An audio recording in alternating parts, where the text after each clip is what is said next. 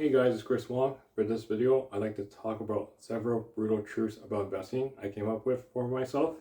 So as a disclaimer, I'm not a financial advisor. I'm just a guy interested in building a portfolio. So the first brutal truth about investing is that it's going to take a long time to achieve financial independence, retire early, or try to achieve millionaire status. Investing to become rich or wealthy, it's not going to happen overnight.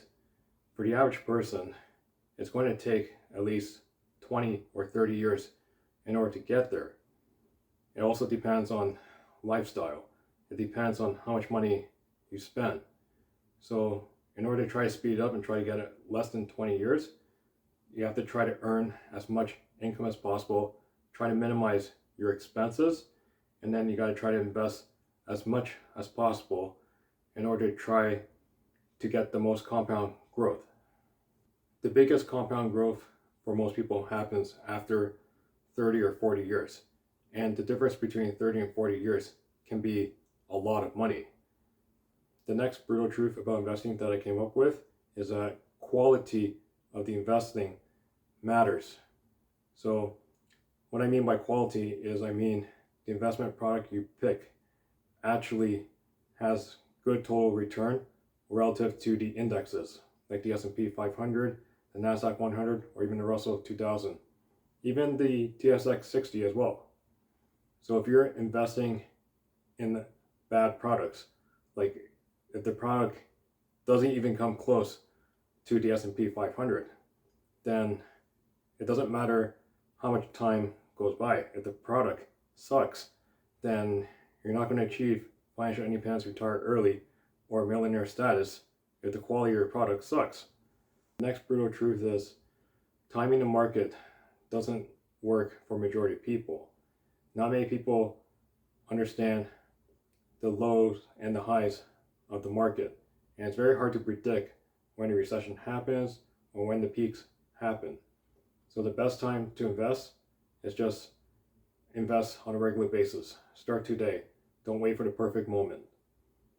The best time to invest for anyone would have been 18 years old, but we cannot go back in time, so the next best time is today.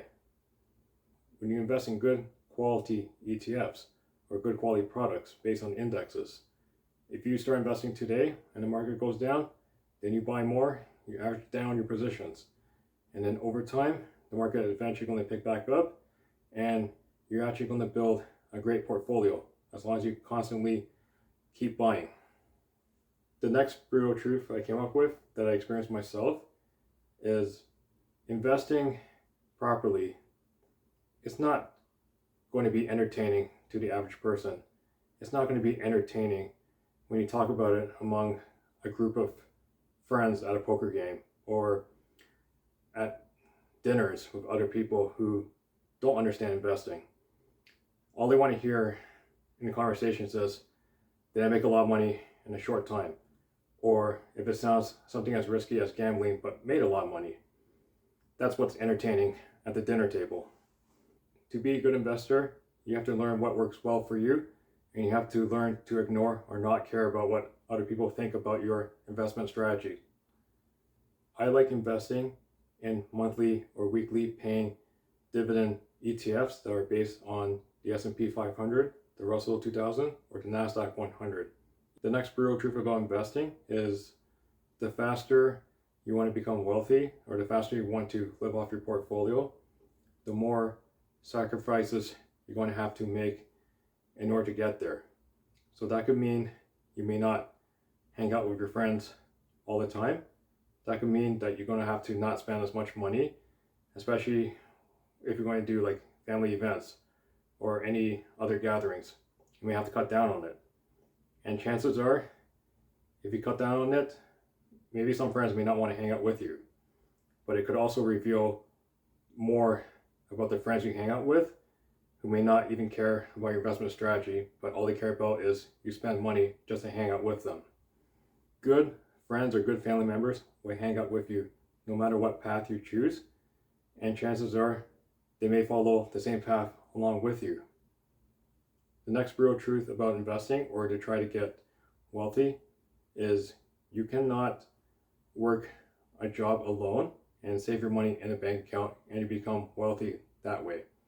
The only way to have sustainable wealth is that you have to invest, or you have to have other sources of passive income. But for the purpose of what I understand, investing is the only way for me in order to try to build sustainable wealth. It's almost mathematically impossible to become a millionaire just off a salary alone and not investing. So in theory, the only way you become a millionaire by working a job only is you have to actually work a job that pays at least $100,000 a year, and you work for at least 10 or 15 years, and you don't spend a penny out of your salary. And that would be the only theoretical way to become a millionaire within 15 years without any investing at all. The next brutal truth about investing is you don't need a high-paying job to become wealthy.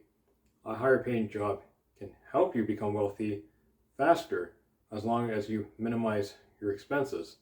But it's still possible to work a low-paying job as long as the salary you make from your low-paying job is still greater than your expenses, and you actually invest the difference on a consistent basis.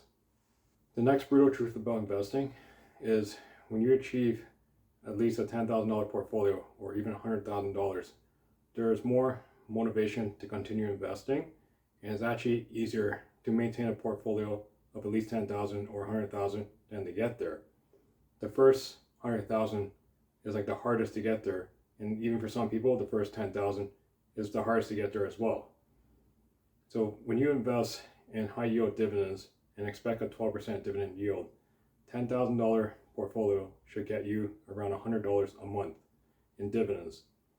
And if you do have a $100,000 portfolio, the monthly dividend at a 12% dividend yield should be around $1,000 a month.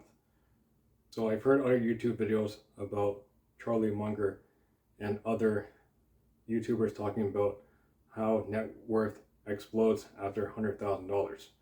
So I do believe in always try your best to get to at least 10,000 at the start, and then once you get to 10,000, try your best to get to 20,000 and try to work up towards 100,000.